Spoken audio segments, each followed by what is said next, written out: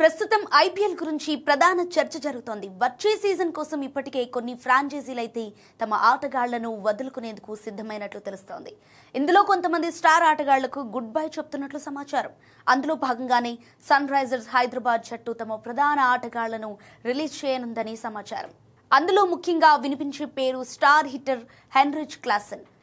ఈ news shocking గా ఉన్నా ఇప్పుడు ఇదే హాట్ టాపిక్ గా మారింది. ముఖ్యంగా ఈ ఏడాది ఐపీఎల్ తర్వాత క్లాసెన్ రిటైర్మెంట్ ప్రకటించాడు. అయితే ఆ తర్వాత జరిగిన ఎంఎల్సీ లీగ్ లో పూర్ ఫామ్ ను కంటిన్యూ చేశాడు. పరుగులు చేయలేక జట్టు కెప్టెన్సీని పోగొట్టుకున్నాడు.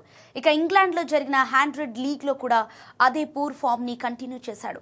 1-2 మ్యాచ్ల్లో పర్వాలేదనిపించినా కూడా మునపటి లయను అందుకోలేకపోతున్నాడు. దీంతో 23 కోట్లు పెట్టిన ఈ ప్లేయర్ ని ఆక్షన్ లో రిలీజ్ చేసి మళ్లీ తక్కువ ధరకు కొనుగోలు చేసేటట్లు ఎస్ఆర్హెచ్ ప్లాన్ చేస్తున్నట్లు సమాచారం.